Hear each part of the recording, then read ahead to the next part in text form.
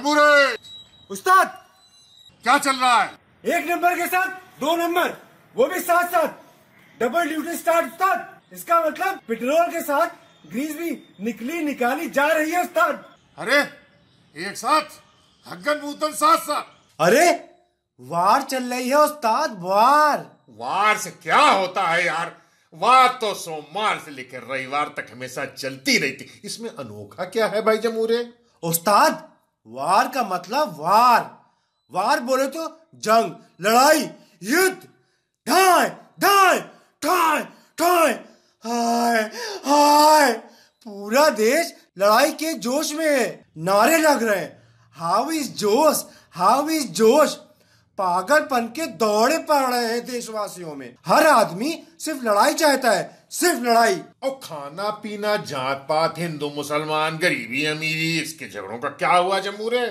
जैसे ही युद्ध की तुरही बजने लगी, बाकी सबके सब दक्षिण हो गए, जैसे गधे के सिर से सींग। हर ओर सिर्फ एक ही मर्ज है और एक ही दवाई। दवाई?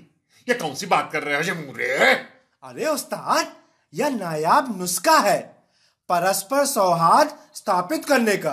यह अचूक दवाई है। युद्ध यानी जंग यानी युद्ध। आजा प्यारे पास हमारे, काहे घबराए काहे घबराए। सारी दिक्कतों की सिर्फ एक ही दवाई है, युद्ध। मगर इस मामले में आपकी क्या राय है उस्ताद? अब हम क्या कहें जमूरे, हम तो बहुत नेस्टिलिस्टिक कोसिस हिस्टोरियम सिम्टम्स वाली प्रॉब्लम में अरझ गए हैं। मगर देश बिल्कुल सही टाइम पे आ गया है, बिल्कुल सही लाइक पे आ गया है। अब देखो ना, कुछ दिनों से न तो कोई जातिवाद का जहर फैला रहा है, न तो कोई क्षेत्रवाद का नामो निशान दिख रहा है, न तो हिंदू मुसलमान की बात हो रही है, और न ही बीवी गरीबी की रुदालियां बुक्का फाड़ कर रो रही हैं। राम निर्माण आंदोलन वाला कार्यक्रम गया तेल लेने।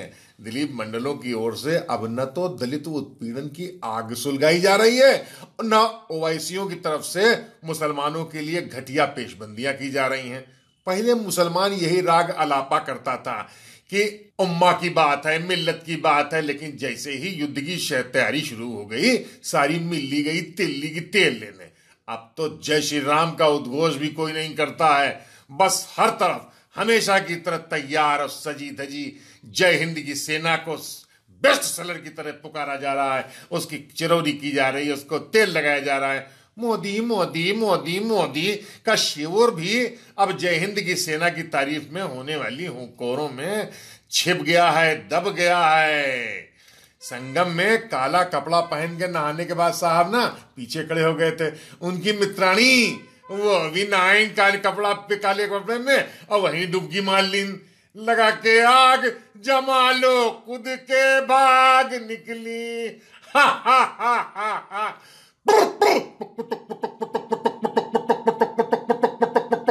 हाँ, यह जरूर है कि हमेशा की तरह चौराहे पर सिटियाबाजी का काम धाम चकाचक चल रहा है। इसमें तो भगवान भी कोई हस्तक्षेप नहीं कर सकते। किसी की औकात है कि चुपके रामलीला रचाने वाले कान्हा को टोक पाए?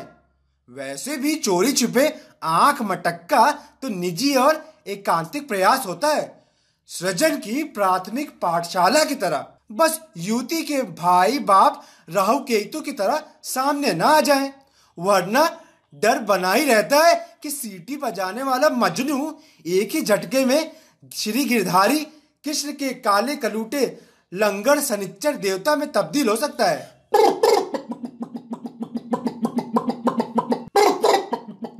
अरे वाह मेरे लाल, तुझे तो देखते ही मेरी सारी सुलक्कन लाल हो जाती है। तो जरा हमको ये पूरी रंगीत नौटंकी दिखाओ मेरे लाल, मेरे नजूरे। उस्ताद, मगर यह तो बताओ कि आखिर पाकिस्तानी ऐसा क्या करते हैं जिनकी वजह से पूरी दुनिया इन पाकिस्तानियों से परेशान बेहाल ही रहती है? तो ऐसा है जमूर बेटा, जब तुमको बहुत ज्यादा चुल्ल काट रही है ना, तो लब देख ही लियो क्या होता है पाकिस्तान में।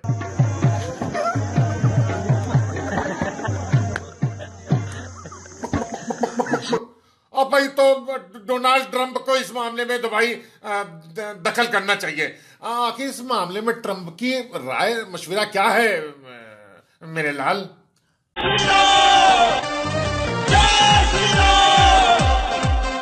अरे मुल्लो पाकिस्तानी सुन हाफिज सुन बेगिलानी, अरे मुल्लो पाकिस्तानी सुन हाफिज सुन बेगिलानी, पत्थरबाजों से कह दो गुस्से में है बाबा बर्फानी, जब मक्के में बैठे शू का संदेशा आएगा है, फिर पाकिस्तान में भी भगवा लहराएगा, जब आखरदानी रौद्र रूप दिखलाएगा है, तू क्या तेरा बाप भी राम नाम चिल्लाएगा।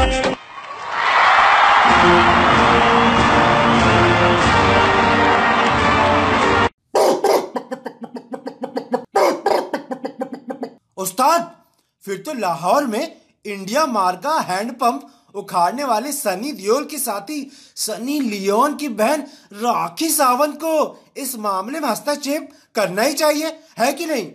राखी सावंत की क्या राय है उस्ताद? मोदी जी संत आदमी है, साधु आदमी है। मुझे तो ऐसा लगता है मोदी जी ने कभी सेक्स भी नहीं किया। नहीं ये हो नहीं सकता, नहीं ये हो नहीं सकता।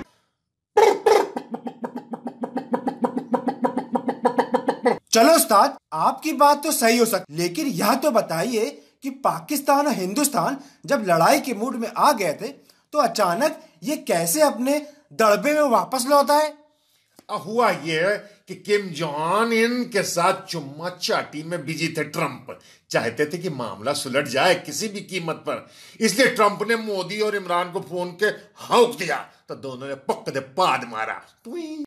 बहरहाल इस बखत तो पूरा हमारा मुल्क सक्रिय है, बिल्कुल टनाटन है, मस्त है। आइए हम आपको मुल्क की युद्ध हिस्टीरिया का नज़ारा दिखाने ले चलते हैं, लेकिन इसके पहले आप यह नज़ारा हिंदुस्तान की मीडिया की नज़र से देख लीजिए। भारत की वायुसेना ने 1000 किलो का बम गिराया। कहाँ? बालाघाट में। 400 आतंकियों को मार डाला गया, कई जहाज नष्ट कर दिए गए हैं, हमने पाकिस्तानियों के मार दिए हैं।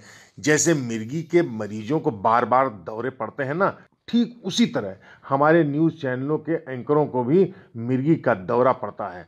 हर 10-5 मिनट पर कों कों करना शुरू करते हैं। वे कहते हैं कि पाकिस्तान का औकात बता दी गई है, भारत ने पाकिस्तान को करारी शिकस्त दी है, पाकिस्तान झुक गया है, भारत ने तोड़ा इमरान का घमंड, झुके इमरान ने अभिनंदन को रिहा करने का ऐलान कर दिया, घुटने टेक दिए हैं पाकिस्तान ने, पाक की नापाक हरकतें, साजिशों का नाम है पाकिस्तान। सारे एंकर पाकिस्तान से यही मांग कर रहे हैं कि पाकिस्तान भारत को सईद और अजहर जैसे आतंकवादी हमारे हाथ पर लाकर रख दें। गोया सईद और अजहर जैसे आतंकी नहीं, मूंगफली या टॉफी कंफर्ट लेमन चूस है। इंडियन मीडिया बात हमेशा बढ़ा चढ़ा के कहती है, जो छोटी सी चीज़ होती है उसका बहुत ही उसको इतना आग लगा के, इतनी मिर्च लगा के बोलते हैं वो, उसमें लोग बहकावे में आ जाते हैं। लेकिन विपक्ष मोदी सरकार के दावों पर यकीन करने को तैयार नहीं है। ममता बनर्जी का कहना है कि सरकार को इस सर्जिकल स्ट्राइक का प्रमाण भारत के प्रत्येक नागरिक को देना चाहिए। गोंडा में सपा के एक नेता हैं पंडित, वो बोले हैं कि भाजपा को तो ने झूठ बोला है और भाजपा को झूठा करार दे दिया जाए। भारतीय जनता पार्टी के लोग बहुत बड़े झूठे हैं। अब ये देखो, सर्जिकल स्ट्राइक ये आज से हो रही है, अब आज टीवी में चल रहा है। ये तो 10 दिन पहले से पता था, 5 दिन पहले से कि ये पाकिस्तान से बात करके कोई खाली वाली मकान करा देंगे और जाए 2 बम दाग दें, कहीं सबका मारिया बयान दे दें कि जो है ठीक है। तो ये झूठे लोग हैं। उधर पाकिस्तानी मीडिया भी भारत पर आग बगूल रहा है, मगर बीबीसी की इस खबर से पाकिस्तान को बहुत सुकून और आराम मिला है कि बालाघाट में हिंदुस्तान के हमले में एक भी मौत नहीं हुई है। तो 400 लाशें कहाँ हैं? कोई बात नहीं, ये देखिए। जिला मानसेरा के इलाके जाबा का गांव कंगड़, जहां 26 फरवरी की रात को यके बाद दीगर 4 बम गिराए गए भारतीय जंगी फौजियों की जानिब से। उसके बाद से इलाका मकीनों की यहां पर आमद और रफ्त पर पाबंदी है। हमारे साथ यहां पर नूरान शाह मौजूद हैं, जो उस वक्त यहां पर थे और उनका घर भी यहां पीछे है। तो नूरान शाह, आप मुझे ये बताएंगे कि यहाँ पर हुआ क्या, रात का वाकया क्या हुआ, जरा सा बताइए। वाकई ये हुआ कि आज जो गुजरी रात है, इस रात में मैं पहले सोया हुआ था। जब वो तैयारे आए, उनकी आवाज़ से बहुत सख्त आवाज़ थी ना, तो मैं जाग गया। जब मैं उठा तो एकदम ही पहले एक ज़ोरदार धमाका हुआ। जब वो धमाका हुआ तो मैंने बाहर निकलने की कोशिश की। मैंने कहा कि ये कोई ख़तरनाक किया काम। जब मैं दरवाजे के पास आया तो तीसरा धमाका, ये आपके सामने है जगह, तकरीबन 15 किलोमीटर होगी, 15 मीटर होगी या इससे भी कम होगी। इधर दूसरा धमाका हुआ। जब वो धमाका हुआ, उसके साथ दरवाजे टूट के सारे।